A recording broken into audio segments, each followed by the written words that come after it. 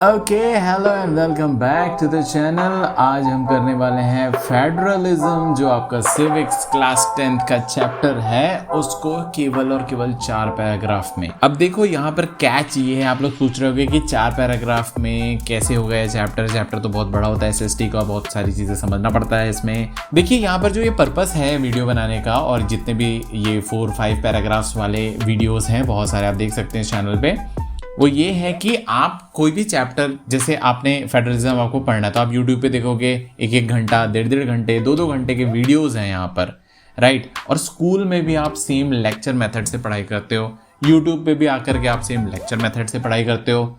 तो फिर डिफरेंस कहाँ पर रहा? क्योंकि ये जो है ये सब पैसिव स्टडी टेक्निक्स हैं। हम जब तक एक्टिवली अपने किसी भी चैप्टर को एक हम ओवरव्यू नहीं लेंगे, और जब तक खुद से हम उसको यानी अपनी ब्रेन की अंडरस्टैंडिंग से उसको समझेंगे नहीं, तो उसकी शुरुआत करने के लिए ही ये यहाँ पर पर्पस है ऐसे वीडियोस बनाने का। मतलब क्या है, यहाँ पर आपको कोई भी चैप्टर, जैसे आपको वन शॉट देखना है, डेफिनेटली आप फ्री हैं, किसी का अपना लर्निंग स्टाइल होता है, आप अपने तरीके से पढ़ाई कर सकते हैं। लेकिन जब आप वन शॉट वीडियो देखने चाहें, या वन शॉट वीडियो देख चुके हैं आप, या कोई चैप्टर समझ चुके हैं, तो शुरू में चैप्टर की अंडरस्टैंडिंग स्कोप करने के लिए, डेवलप करने के लिए आप यहाँ पर आ सकते हैं। और उसके बाद में मान लो यदि आपने चैप्टर समझ भी लिया, तो उसको कंक्लूड करने के लिए कि क्या हमने उस स्ट्रक्चर में समझा है या नहीं। तो दोनों वे में ये मेथड बहुत काम आती है। यहाँ पर मेन पर्पस यही है। और इवन ये जो गूगल डॉक्स में मैंने आपके लिए नोट्स बनाया है, ये जो है ये बहुत ही साइंटिफिक है, यानी आप इसको एक्टिवली रिकॉल कर सकते हो टॉगल वे में। यानी जितनी भी टेक्निक मैं आपको यहाँ पे बता रहा हूँ, वो आपको इसी वे में बता रहा हूँ कि आप प्रॉपरली साइंटिफिकली उस चीज़ को समझ सकें। तो फेडरलिज्म इन 4 पैराग्राफ में हमारे पास में आपके एनसीईआरटी बुक के हिसाब से 4 सब टॉपिक्स हैं। What is federalism, what makes India a federal country, how is federalism practised, and decentralisation in India. तो इसको हम एक एक करके समझते हैं। वापस से ये लिंक मैं डाल दूंगा गूगल डॉक्स की डिस्क्रिप्शन में। आप अपने डिवाइस पे, अपने कंप्यूटर पे इसको टॉगल करके ही समझना। जैसे अभी देखते हैं फेडरलिज्म क्या है। यदि आप देखेंगे तो इस टॉपिक में federalism is a government system where power is shared between a central authority and regional units. तो बस सिंपल सा है कि पावर शेयरिंग होती है इसमें, जो आपने 9th में पढ़ा था, उसी के आगे का ये चैप्टर है, या उसी से रिलेटेड ये चैप्टर है, जिसमें पावर शेयरिंग हो रही है सेंट्रल अथॉरिटी के बीच में और रीजनल यूनिट्स यानी स्टेट्स के बीच में, यहाँ पर देखा जाए। So unlike a unitary system में क्या होता है कि एक प्रेसिडेंट होता है और वो सब जगह रूल करता है, where the central government holds all power, federalism allows state government to have independent authority. तो यूनिटरी सिस्टम से अलग है फेडरल सिस्टम, जो रहता है वो स्टेट गवर्नमेंट को अलाउ करता है अथॉरिटी के लिए, यानी आपके भी कुछ पावर हैं, हम शेयर कर रहे हैं, इंडिपेंडेंट अथॉरिटी आपकी है।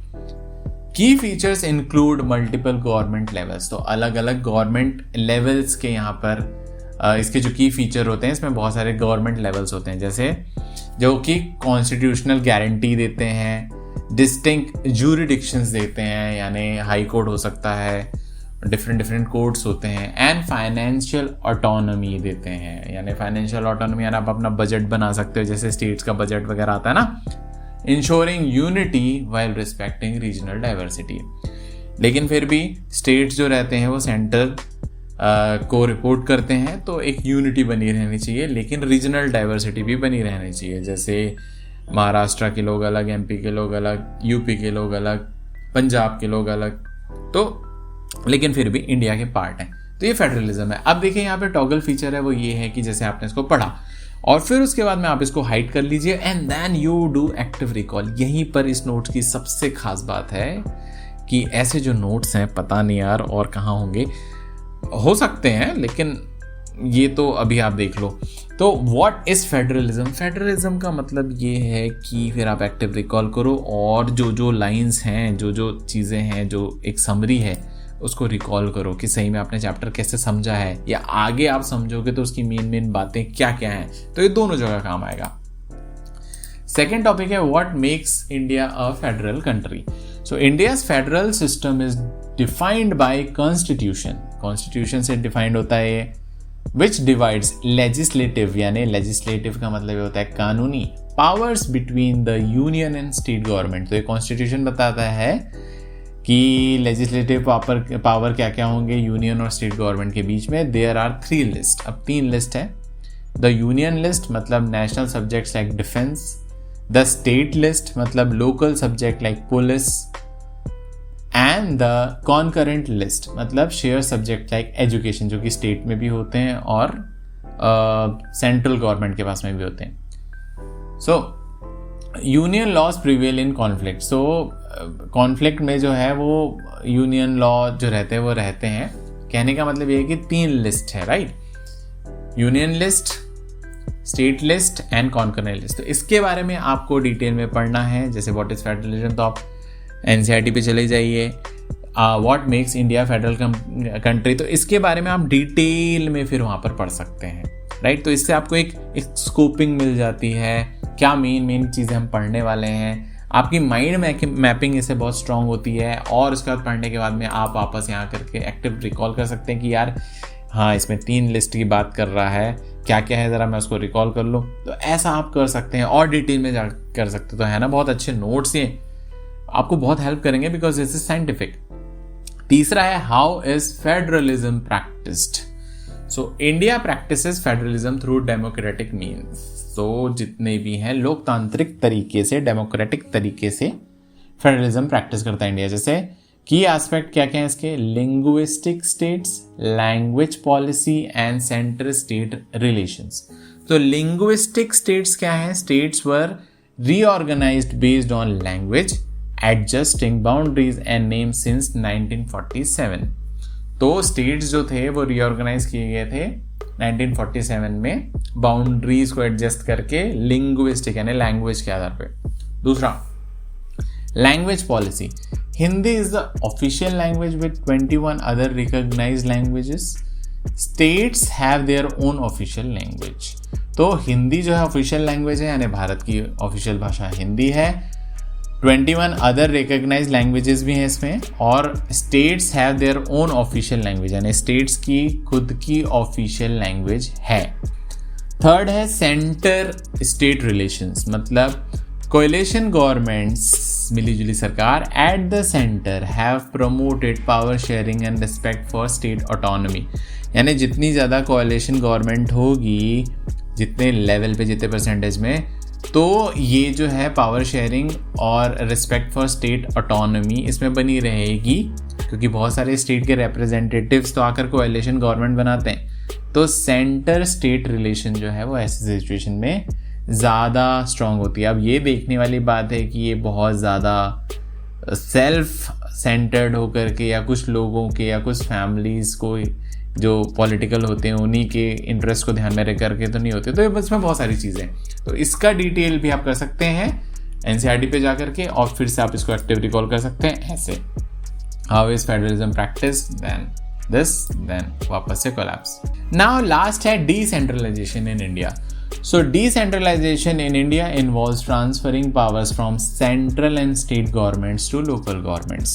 अच्छा, यहाँ पर और ज़्यादा हम डिसेंट्रलाइज कर रहे हैं और ज़्यादा पावर शेयर कर रहे हैं स्टेट गवर्नमेंट से और नीचे आकर के, allowing for more localized decision making, और लोकल लेवल पे डिसीजन मेकिंग होगी। A major step occurred in 1992 with a constitutional amendment, एक हुआ था 1992 में, that strengthened the third tier of democracy, तीसरा दर्जा, तीसरा लेयर।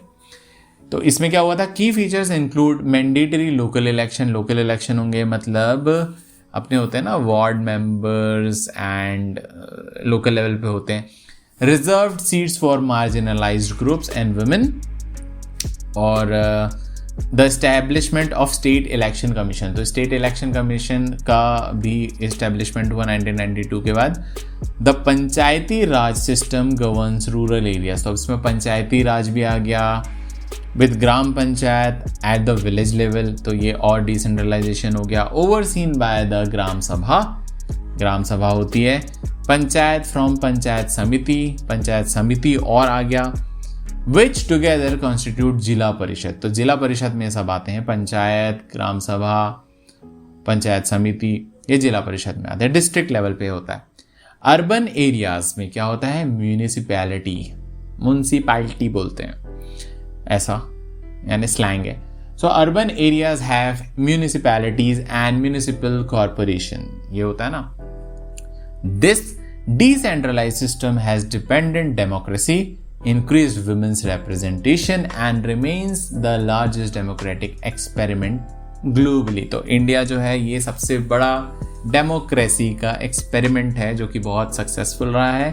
तो इस लेवल का डिसेंट्रलाइजेशन यहाँ होता है, यही है फेडरलिज्म चैप्टर। 4 पैराग्राफ में आप फिर से क्या कर सकते हैं, इसको कोलैप्स कर सकते हैं एंड अपना एक सेल्फ टेस्ट ले सकते हैं, जो कि आपको करना चाहिए कि मैंने what makes India federal country में क्या पढ़ा था। एक्टिव रिकॉल जब तक नहीं करोगे तब तक आपको क्या नहीं पता है ये नहीं पता चलेगा, इसलिए ये करना बहुत ज्यादा जरूरी है, नहीं तो धोखे में रहोगे। चलो मैं आपको मिलता हूं नेक्स्ट वीडियो में, तब तक रिवीजन करते रहो और डिस्क्रिप्शन में देख लेना।